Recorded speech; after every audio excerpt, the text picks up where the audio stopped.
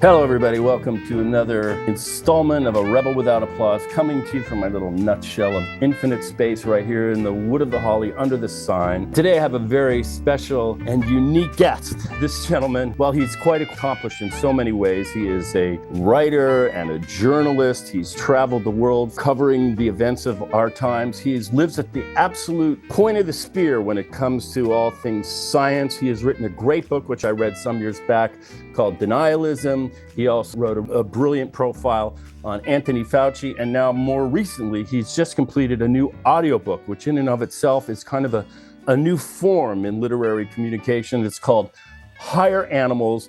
He's also an adjunct professor at MIT and Stanford. He's been everywhere, done everything. His name is Michael Specter, and he's with me tonight. And full disclosure, we share 1/8 of our genetic code, I believe, because we are second cousins. By that, I mean our grandparents share the same parents. That makes us second cousins. So welcome to Rebel Without Applause, Michael Specter. How are you? Happy to be here. I'm good. Happy to be here. So let me just start off with this sort of existential question. When I met you some months ago, we talked about it. And that is, if a bear shits in the wood or a beaver builds a dam, is that any less natural than humans building an mRNA vaccine or an atomic bomb or a hydroelectric plant? Well, I don't like the word natural because it's usually interpreted by people as somehow pure and good, as opposed to things that are unnatural.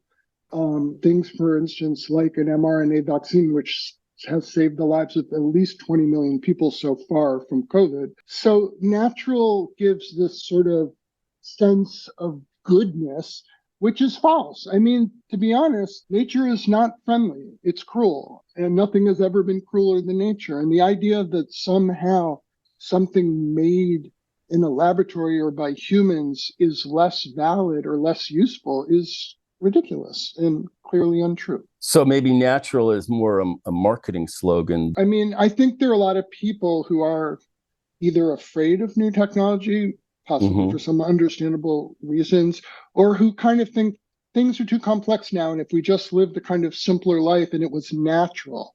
The problem with that is, if you go really down to the nub, when we lived a natural life, we died at the age of 34, not at the age of 85. People are more prosperous than they were before. They live longer. We can solve problems we couldn't solve. So this idea that somehow the old ways are the good ways, it's just something that's made up to make people feel comfortable. Because people who are afraid of unnatural things, who don't like mRNA vaccines, who worry about all these newfangled medical technologies, they are okay with Netflix. They're okay with their cell phone. Right. I mean, there are very few people who refuse to use a cell phone, even though you bounce a signal off a satellite 28,000 miles away in geosynchronous orbit, and somehow it comes back to Earth in less than a second and finds its way into the other phone. Which makes this conversation indeed possible. Yeah. I mean, it would be unimaginable when I graduated college to be able to have this sort of interaction. I couldn't even have imagined it, and here we are. Yeah. Well, for better and worse, I think people live on Zoom in a way that they never thought they would. Obviously, the pandemic made that happen, but there were some good parts of it. But anyway, it's probably a digression.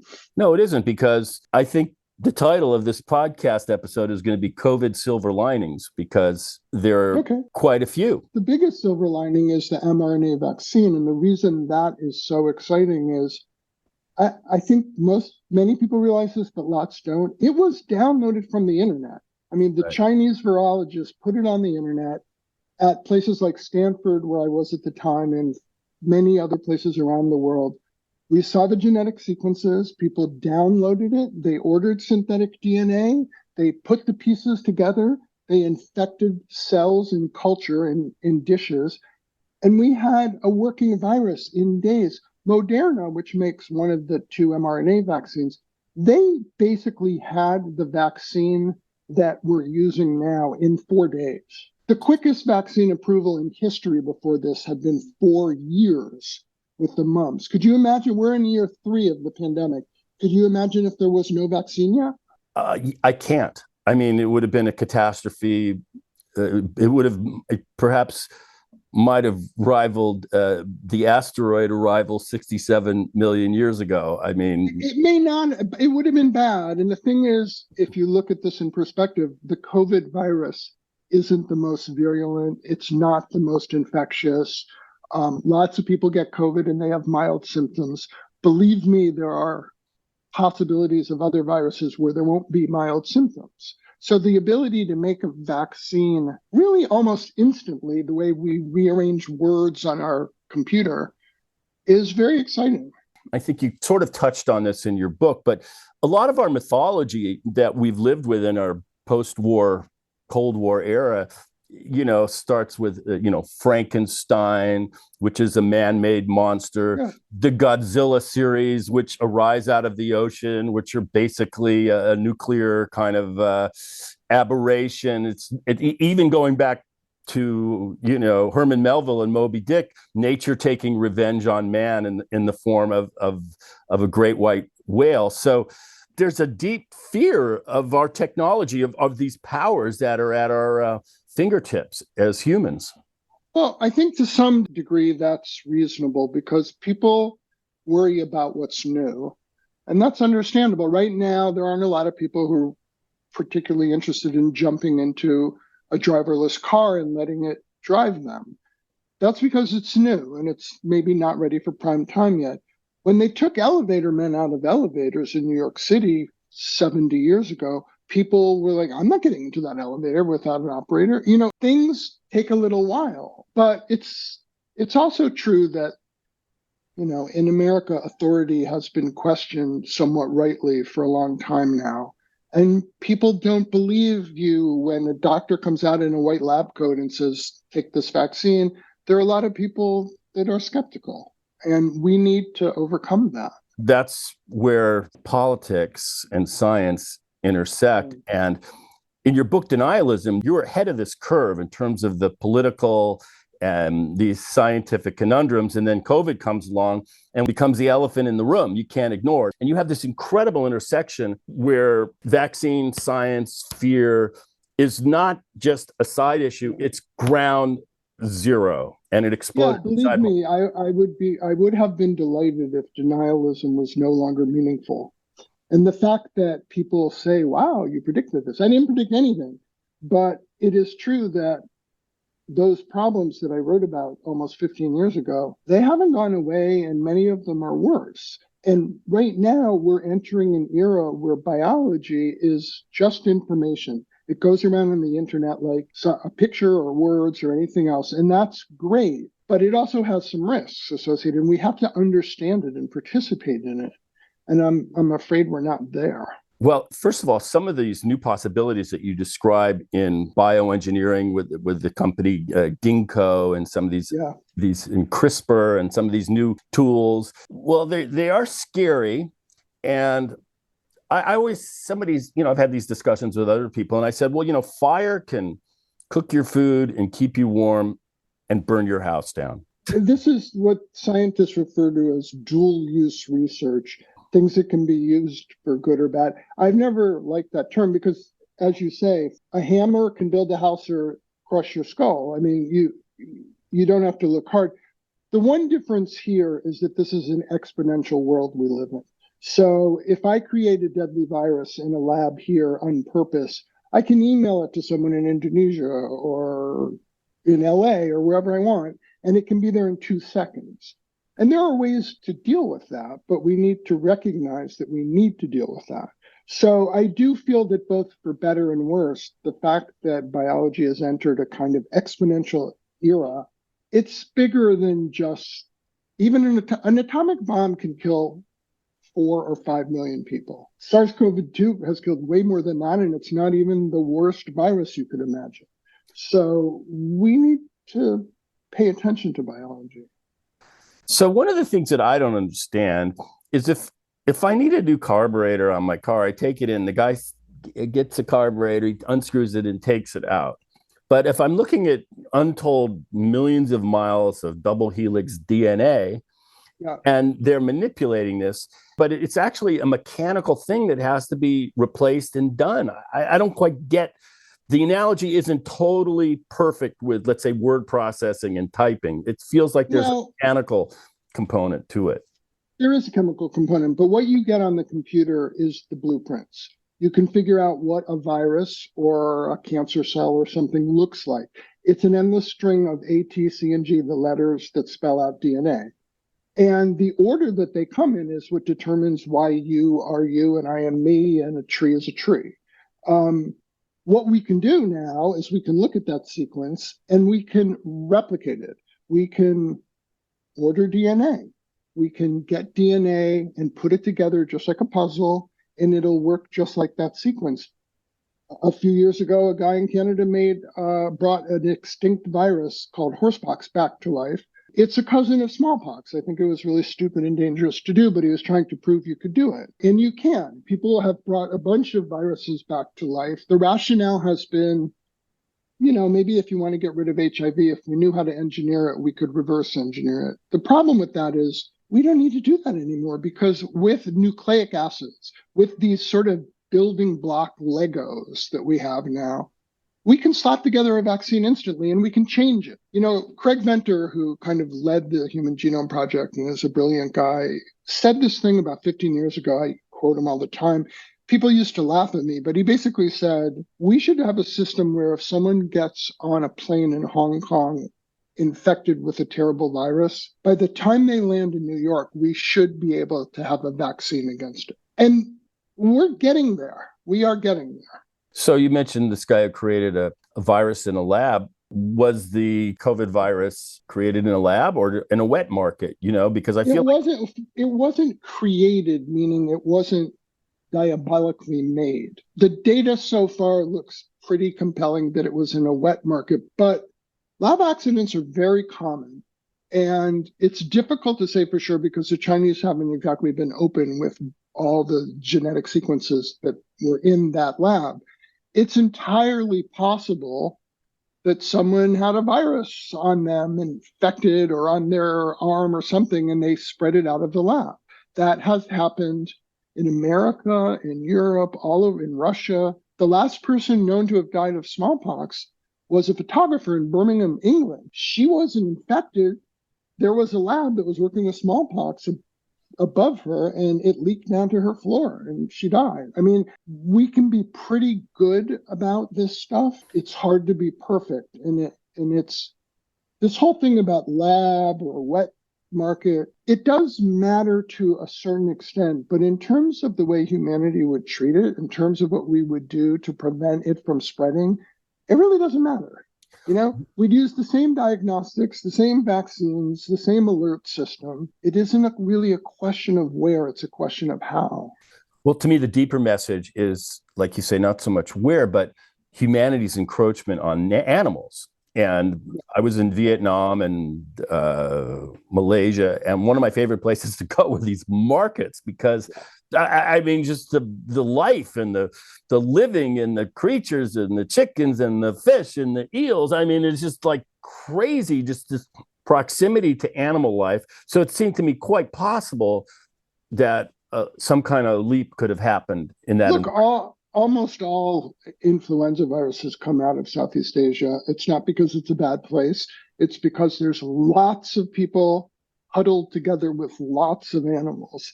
And then you have this kind of exchange. And, that's pretty much how HIV started many, many, many years ago in Africa. Somebody ate a primate.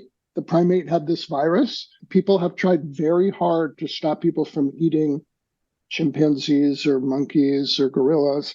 But in certain parts of Africa, there is no food. And it's, unless we help them with a replacement, it's very nice of us to say, don't do that.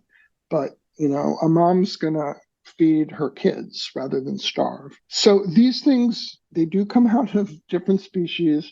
It's a complicated world. In the old days, a virus like COVID, if it wherever it was in China, it would have killed a bunch of people, and that would have been the end of it. Or HIV 1,000 years ago, it would have killed everyone around, and that would have been the end of it because it wasn't going anywhere. But now a virus can be in, I'm in Hudson, New York right now. A virus from Africa can be here tomorrow afternoon. I mean, this is the world we live in. One of the things that interests me is how maybe some of the environmental movement, which has done great work. I think of Robert F. Kennedy Jr., sort of the corruption associated with industry and pollution, how some of that thinking seemed to animate the anti-vax movement. It kind of taken on its own extreme. And because I've seen it up close in my own world, and I was curious your thoughts. Well, I've been dealing with this for so long, I don't like to deal with it. And I distinguish between people who are anxious about vaccines and people who are anti. People who are anxious, particularly like pregnant moms who wonder about the measles vaccine, it's really not very hard to explain or demonstrate, if you don't do it in a condescending way, why your kid is much more likely to be healthy with a vaccine than without. That's true for most things, but it isn't true for the antis who believe crazy stuff. I mean, I don't want to get into the whole thing. It was too nuts, but I did a panel before COVID started with Fauci and some other federal health people. And Alex Jones, the crazy conspiracy guy, saw it about a year ago and decided it was us stopping the annual influenza so we could force people to have mRNA vaccines. And he even suggested that I had introduced COVID. I'm really not that powerful. I can't make a virus that infects the world. But we can laugh. But that panel was on CNN for a year and a half, and probably like 6,000 graduate students saw it. When Alex Jones put it up, it was like 3 million people saw it in a week. We live in a world where the truth doesn't always win. And that's something that is very difficult for me to accept, but it's true. One of the things to me that's at the core of the scientific method, which has evolved over the last, I don't know, a few hundred years, is trial and error. And that's all it is. That's all science is. You do the best thing until you find something better. I mean, I always say this, but, my mom was a good mother to me, and she did what good mothers do. She fed me margarine in the 60s. She would never feed me butter because butter was evil. Well, it turns out that margarine has trans fats, and you really can't find anything worse for you than that. Yeah. But she wasn't trying to kill me.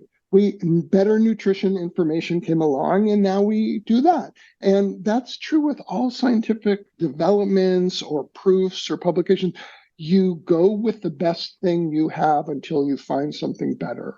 It's not, science isn't an on-off switch. It's usually not, except for maybe physics, it's not an eternal answer. We just have to go with the data that we have. And the uncertainty that it brings, as you mentioned physics. And so like uncertainty principles bothered Einstein because he had an image of the world. Right. I mean, uncertainty exists and uncertainty does exist in physics. We don't 100% know how the theory of relativity always works, but we do get on bridges that go over big, giant bodies of water. And we mostly don't get anxious about that, even if no physicist can 100% explain the physics of why that works. There is uncertainty in the world, and this is entering into a new thing, which is risk.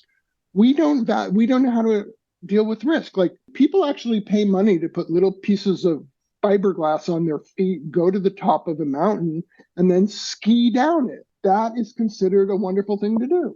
If you were just looking at the risk, it's about 3 million times more dangerous than any vaccine has ever been.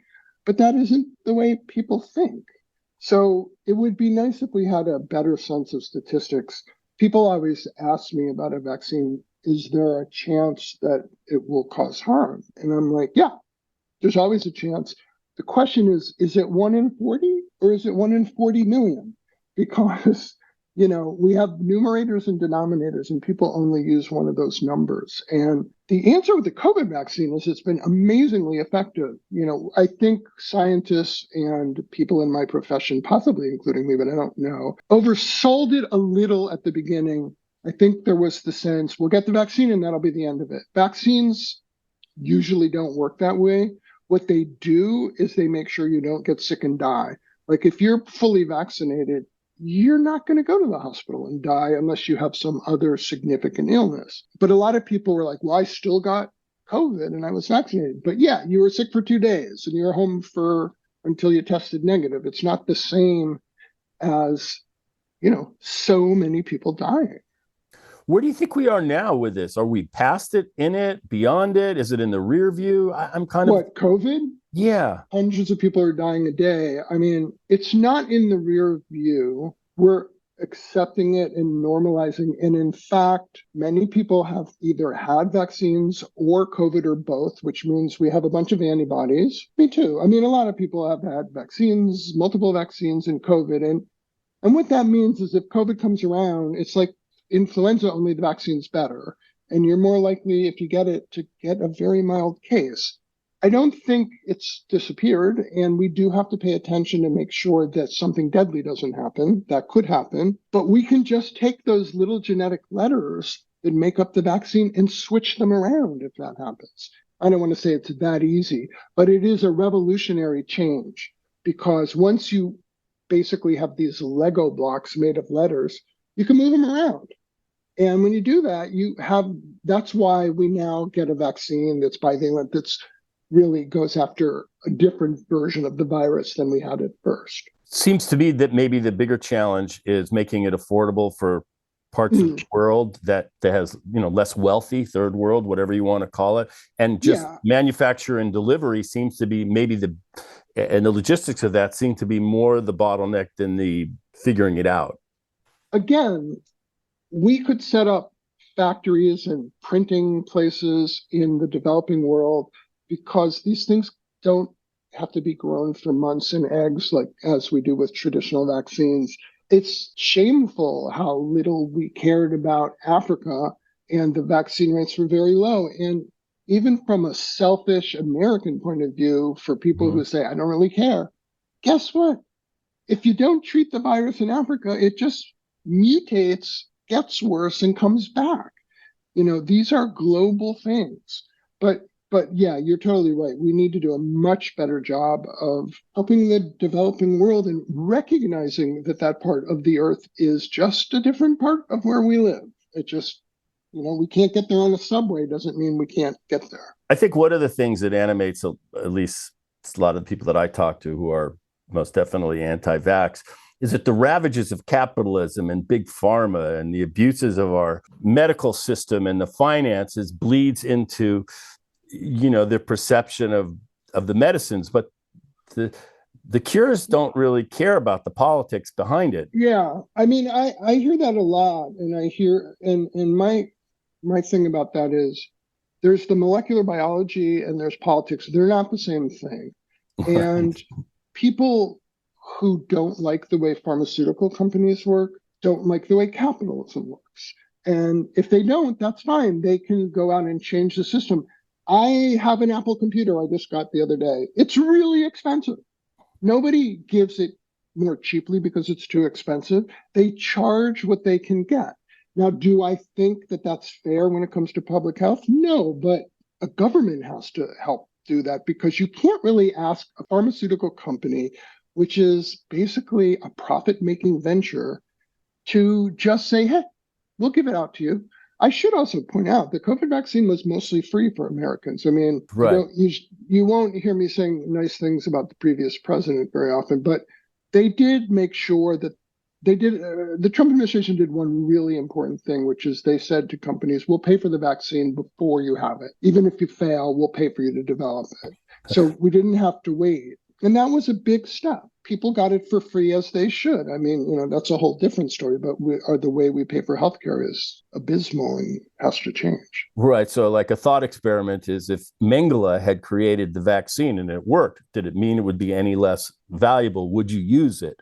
Yeah. One of the ironies, and you touched on it, is the greatest accomplishment, arguably, of the PVP. I call him Putin's vice president. The previous guy, the billionaire brat boy, was Operation Warp Speed, as you discussed. Yeah. But he was so trapped in the anti-vax that had he just said, I did this, look what happened, this is one of the greatest accomplishments in human history, he might very well be sitting in Washington today. But that's not his nature. No. Yeah, I mean it's interesting that the Republican leaders who basically are so anti-vaccine, they're all vaccinated. Yeah. Ron DeSantis is vaccinated. They're all vaccinated. They're telling their people not to get vaccinated. It's fine. You can tell them not to get vaccinated because you're vaccinated, so you're not going to die. Yeah. It's crazy. Yeah, the ironies are all over the place, especially like when you talk about bodily integrity and woman's right to choose and bodily integrity, and it's my body. Don't put the vaccine in. But when it Yeah, comes to women's health, I mean, there's all these yeah, clashes of irony out there. yeah. It's ugly. They're anti-abortion, with the only exception is to save the political career of the biological father. Then, of course, by all means, I would like to say one thing about these new technologies. They can help not just with vaccines or medicine. This company you mentioned, Ginkgo, they're working with another company, blue jeans. There are billions and billions and billions of pairs of blue jeans made all the time. Everyone has them all over the world. It's incredibly ruinous a process to dye blue jeans. There's tons of chemicals. It runs off into water all over the world. There's a company called Hue who's now growing synthetic dye that is completely non-toxic that you would use instead of the chemicals. And that's sort of what we're seeing with the new ability to move genes around, is we can start making things that'll break down plastic, and we can make things that'll help coral in the sea because it's bleached. There's a lot of stuff we can do to protect the environment, and we need to do that. Nitrogen and fertilizer. Yeah. You mentioned the meats, or the faux Yeah. meats. Impossible burgers? Yeah, I mean, meat takes up so much water. It's very costly. It's not good for your health. I won't even get into the moral issues, but many people would. But we can make we can make things that taste like meat that are plant-based, that do not have the same dangers, that do not put the terrible stress on the environment. And we're going to have to do that if we want to make it the next 50 years, because the world's getting bigger, and in about 30 years, it'll start getting smaller again. But right now, we're still in that boom period, especially in the developing world. And we need to feed those people. As you can see behind me, I have an array of creatures that have long since left this planet. And one of the things I've been reading and studying about are extinction events, whether it was the Permian extinction, the greatest of all extinctions, or the Cretaceous, Tertiary, Paleogene extinction that said goodbye to the dinosaurs. Are we in the middle of an extinction event at this moment? Some people would say yes. I have a colleague at the New Yorker, Betsy Colbert, who wrote a book called The Sixth Extinction. I mean, more species are dying out per week now than have died out in it's been a million years. Are we becoming extinct is a difficult question to answer, but we're certainly trying our hardest to become extinct. We may be able to stop it, but I probably won't be around for the extinction, but I'd like my kid to live a whole natural life. Yeah. Well, that just begs the question, is it a human extinction or a larger extinction of other creatures? Well, it'll be both, but I don't think we're going to be in a situation where all the species on Earth would be wiped out, unless, of course, AI takes over and decides to get rid of us all. Yeah, which I don't even understand. That's still, I don't quite get what that is. Is it biotechnology? It's a different sort of animal, I think. The thing about AI is when people talk about it taking over, they often don't know what they're saying. The problem with AI, the theoretical problem, is that it will do exactly what we want it to do, and it'll do it so well. And I'll give you a really stupid example. If we develop robots that are so thoughtful they can take care of our kids in the afternoon and cook for them, that would be great. But let's say a robot had to feed 3 kids and there was no food and there wasn't a way of getting food. They have a pet, they have a dog. The robot's going to kill and cook the dog unless it's trained to understand that there's some sentiment attached to these things. You can't just assume that because we give information, the AI will understand, because it's just in a very sophisticated way accumulating and regurgitating information that we give it. So it's not like the AI are going to wake up one day and take over the world. It's just we're going to say, gee, You do a better job of flying planes than we do. Let's have you do that. You do a better job of controlling the traffic signals than we do. Let's have you do that. And at a certain point, if you don't watch out, they're doing everything. And that would be okay because there are ways to control it. But like with everything that humans do, we don't tend to think of the long-term consequences very often. I'm reminded, of course, of Kubrick's 2001 and HAL. Yeah, it's very, I mean, that is visionary because that is going on right now. It's like we're seeing a bit of an arms race with AI. A lot of good things will come, but that's not really what anybody wants, including the people who are mostly releasing these tools. But it's very much like at a certain point, I'm going to say, open the pod bay doors, Hal, and he's going to say, I can't do that. And I'll die, you know. We're not very good at slowing down, and there are now economic interests, which is the scariest thing. I mean, Google was actually being very cautious about releasing AI, but its competitors started to do it, and it became a significant threat to it. Like, is Google going to just go out of business because it's not quite ready? I mean, it has better AI probably than anyone else. But they were working on it to make sure it didn't do some of the things it does. Now they have to be in the marketplace. And if ChatGPT is what everyone turns to, then they don't turn to Google. I mean, I used to use long ago a thing called Alta Vista. That was the search engine. And then Google came along, and I just typed in Google because it's better. If something else comes along, they'll type that in. So if you're a company, you worry about those things, and there are some real significant implications. Well, I think humans, our very natures, we pursue efficiencies and convenience. Whether, with the MasterCard, I can buy the dress, forget about the interest at the end of the thing. Yeah. I remember years ago, I was in Borneo, and I had a chance to go into a longhouse, and I had a Swiss Army knife. And they would have killed for that Swiss Army knife for all the efficiencies that were in that little blade. And it made me think, well, that's just maybe the nature of humans, is that we're looking for these tools that save labor and create efficiency. The privacy issues, well, forget about it. I don't really care so much because I can do this faster. Well, I think the thing that makes humans different is that we do make tools and we can reason in that way, but we also can slow down. I mean, look, we've dropped 2 nuclear weapons. We haven't dropped any other nuclear weapons. Mm-hmm. There is a sort of understanding that some things are beyond the pale.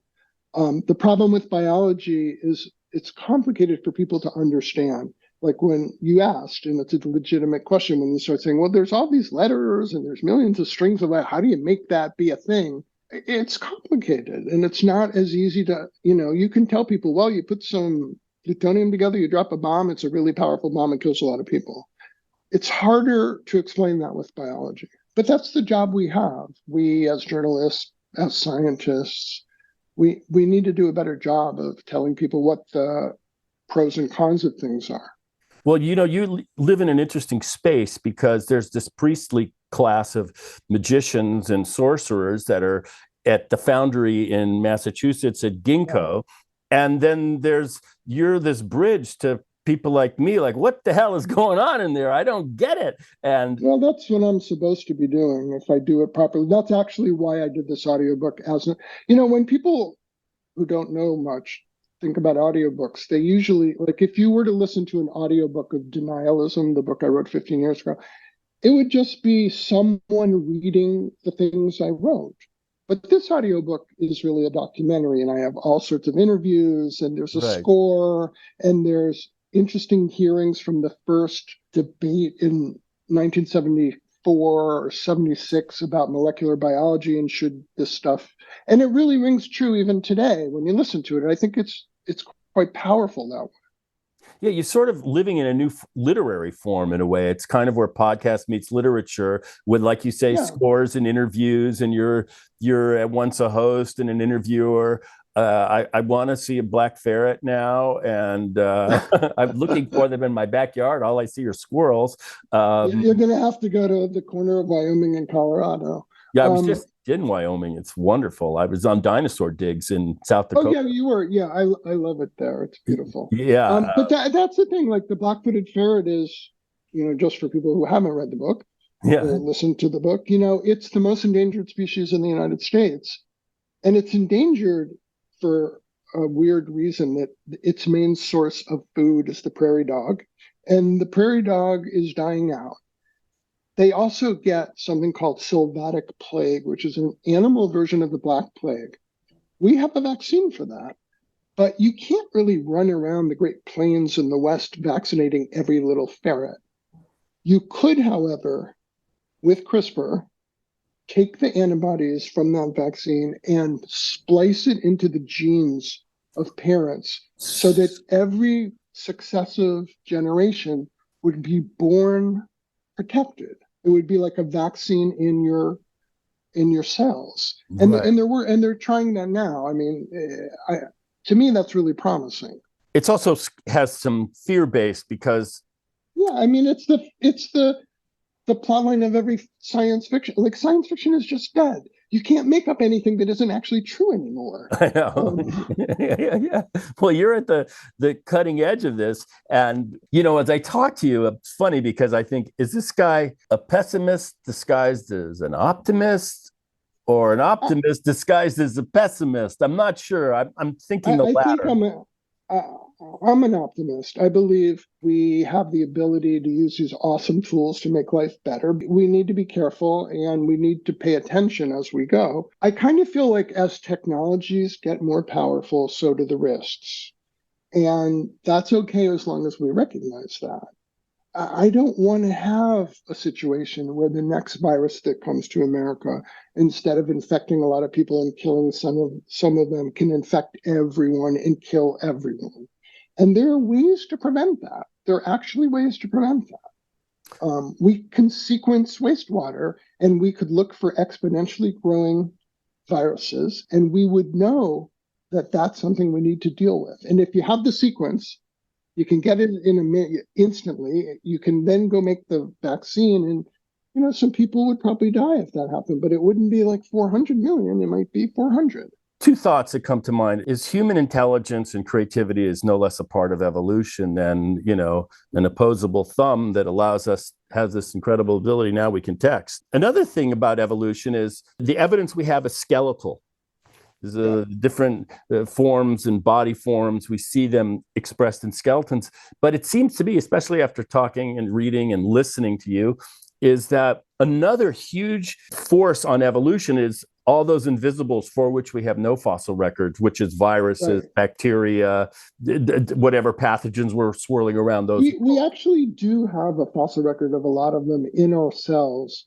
They're called endogenous retroviruses, and they're basically viruses that over millions of years just lost out in the evolutionary battle. And you can see little pieces of them. They're kind of like junk DNA. And some people, I wrote a story about this a few years ago, and a bunch of people have put some of them back together. I think the exciting thing about all this is that we have the tools. Evolution takes a really long time. Eventually, evolution would deal with climate change. We can't really wait, but we have the ability to speed up evolution in a lot of ways now. Alzheimer's disease is a thing that wasn't a big problem when people were dying at the age of 60, but it's a big problem now. Well, eventually evolution would produce some sort of defense against that. But that would be, I don't know, 500,000 years from now, a million years. We really don't want to wait. But we can go in a lab and we can make proteins, and people are doing that seem like maybe they'll be promising. And that's exciting. And no less natural than maybe a bear shitting in the woods.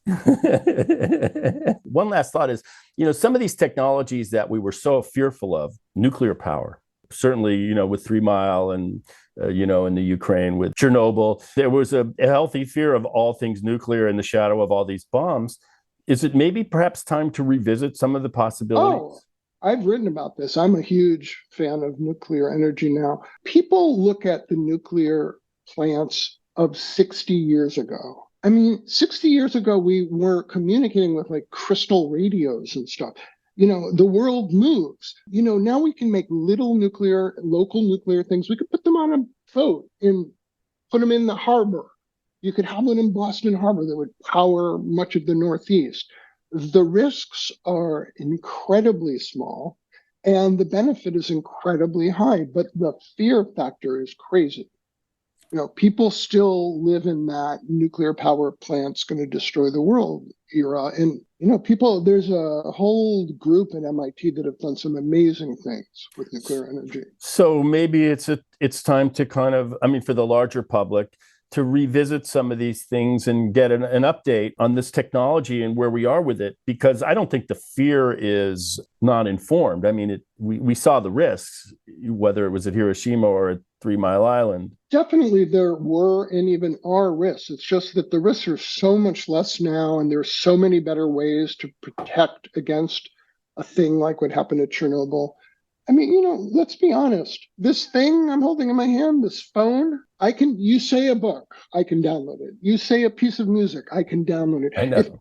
If 60 years ago someone said, you're just going to be able to pull any music or book out of the air whenever you want, I'd say, are you on drugs? Yeah.